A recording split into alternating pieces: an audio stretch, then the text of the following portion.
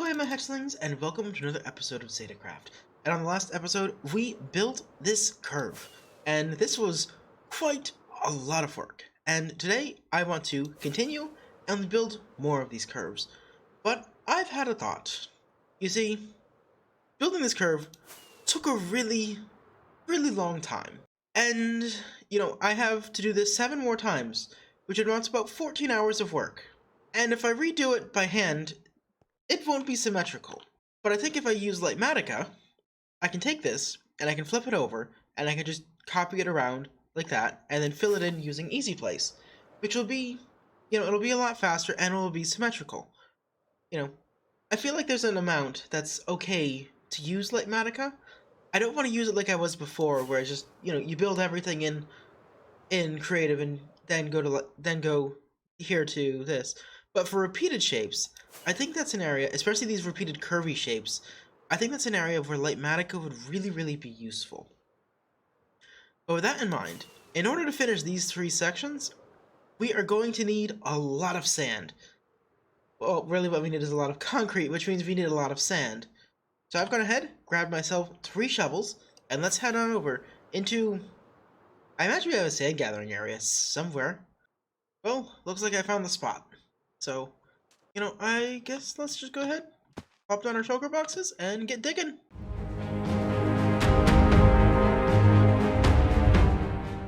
Woohoo! And there we go. 10 full shulkers of sand.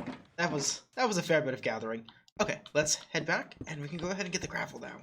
Okay, so I have an arrangement with time, which you saw in that last episode that I was actually splashes, where I can get all the gravel I want. And that is... Oh, wait. Oh my god, there's so much gravel! Oh, okay. Okay. 1, 2, 3, 4, 5, 6, 7, 8, 9, 10. Okay, cool. Wow, that makes... I was not expecting that much gravel. That is so much gravel. Oh my goodness, that is so great. That was so much gravel. Oh goodness. I'm smiling so much right now that I thought I might have to AFK at the farm or something, and no, they just have an unimaginable amount of gravel. Now, with this gravel, there is one other thing that I do want to think about here quickly, and that is I would really love some place to... No, could I? What am I stuck on? Up. I would really love a concrete converter, and I could go ahead and build a concrete converter. But in a way, I kind of already have the basic setup for a concrete converter. This machine, right here.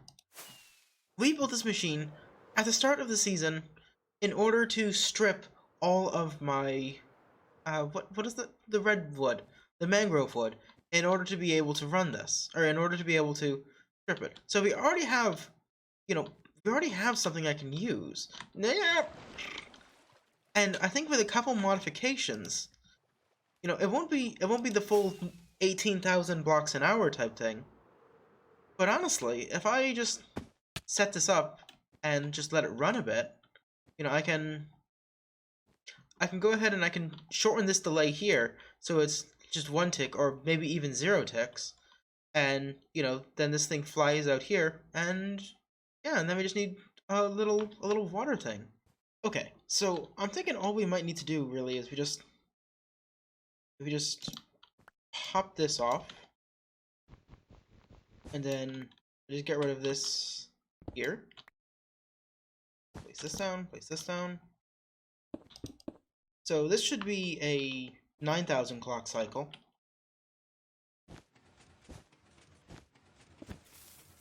Yeah, that works okay. Yeah, not a max speed cycle, but I think that'll be okay. Okay, and now if I place this here, that should work fine, and I think I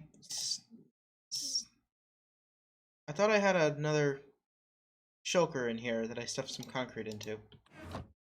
Okay, that's no problem. Let's go ahead and quickly expand this storage system, so that way we can do 6 shulkers at a time. That means this should now be it should now actually work as a concrete converter. Yay! And So I guess we'll randomly blow up some wool. But this should hopefully give us a good start.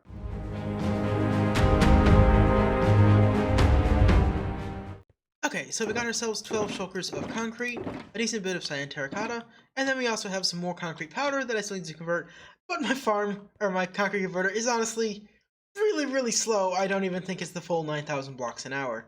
But let's go ahead and get ourselves a little story time and time-lapse mode, and transform the rest of this area, and fill up the rest of these curves. So we'll have this curve, and then here, and then, ow, this one, and this one. It's going to be a lot of blocks to place, probably around 10, 15,000? Yeah, I think 15,000, maybe a bit more. Okay, it's going to be a big time lapse. Let's go. Okay, so during this time lapse story time, I want to talk about something that's been going on in my life. And that is, for the past 4 or 5 years, I've used forearm crutches to get around.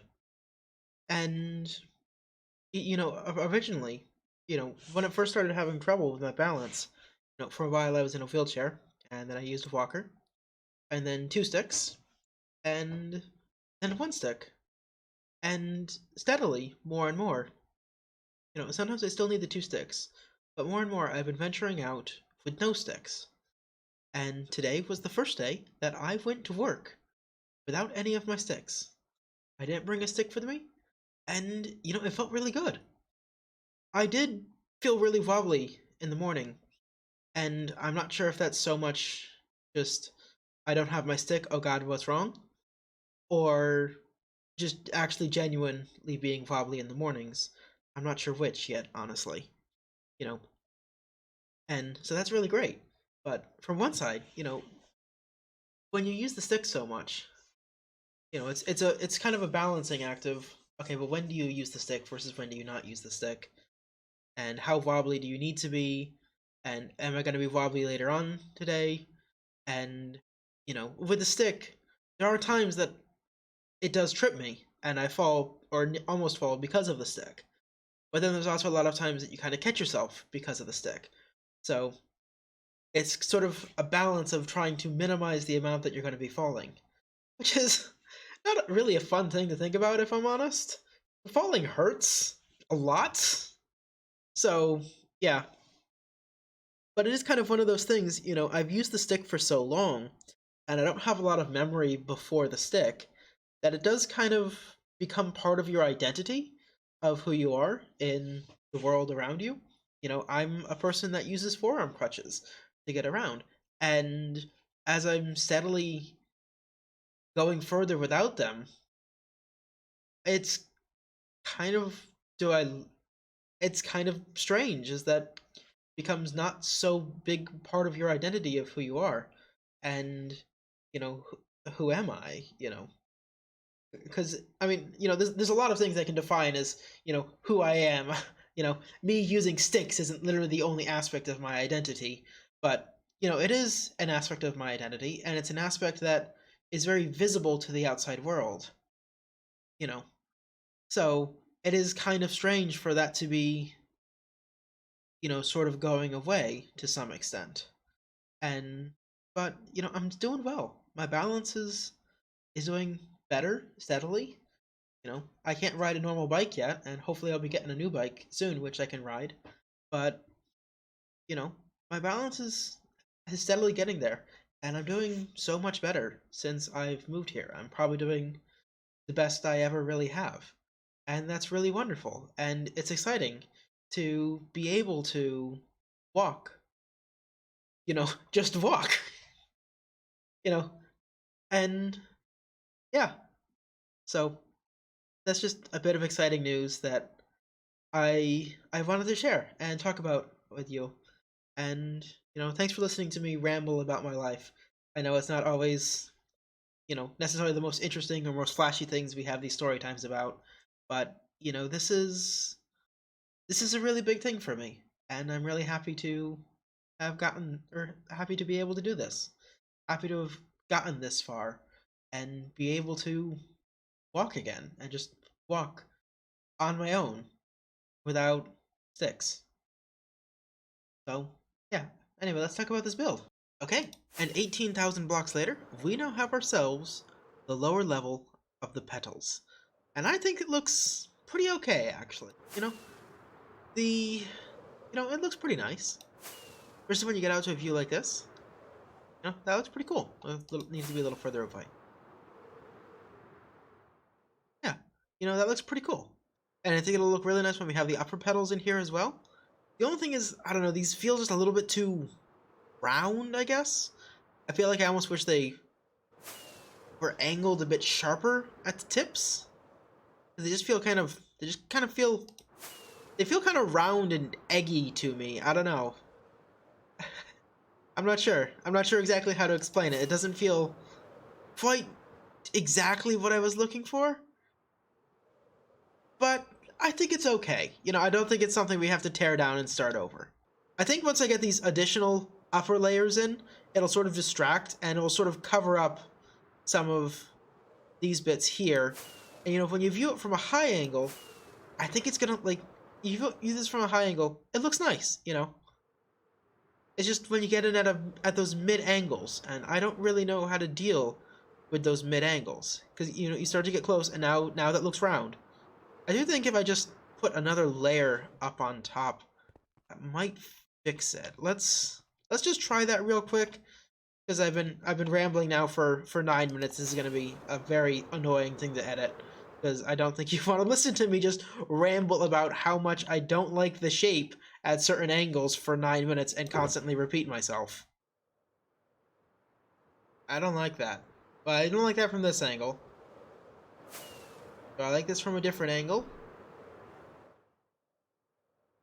No. No, I don't like that. Does it fix this angle? No. No, I don't like that either. Oh yeah, I need to remove that. This is not the solution. This is not the solution. But yeah, it's definitely from these insides here. And I think it's always going to be like that with any sort of shape like this, and it's just going to appear kind of round, because when we're viewing it, this is just kind of flat, and so it looks like a circle. But then once we get higher up, then it's fine.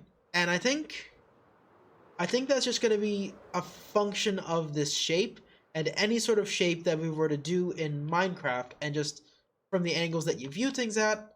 So I don't think it's a problem that can necessarily be addressed. Like, that one sort of fixes it from this angle.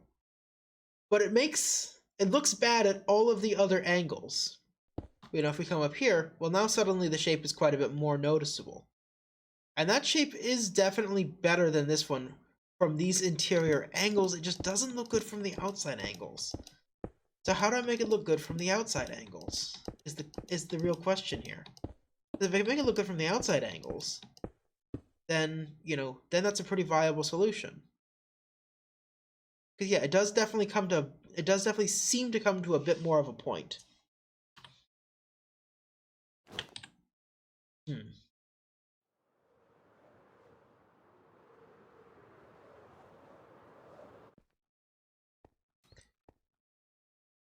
And it might just be, I just slide this way a little bit, so it's not so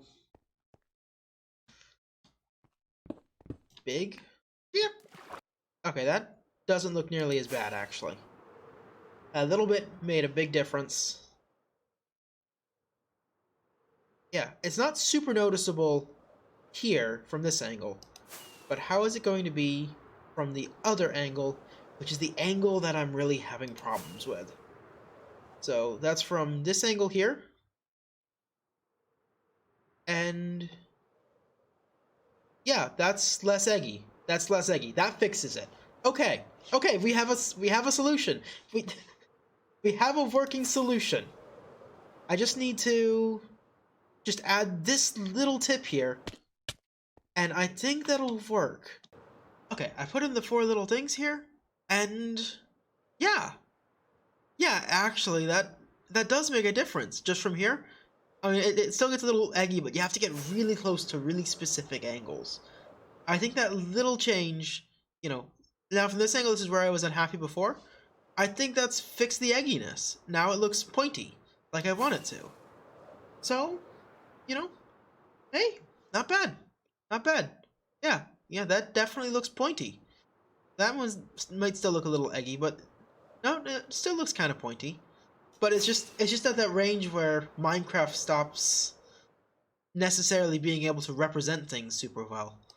But yeah, yeah, that works. It's amazing how those tiny little changes, just like 20 blocks, can change the shape of a build so much from oh, this is really not good to yeah, okay. Okay. With that, my hatchlings, I'll see you next time. Bye bye!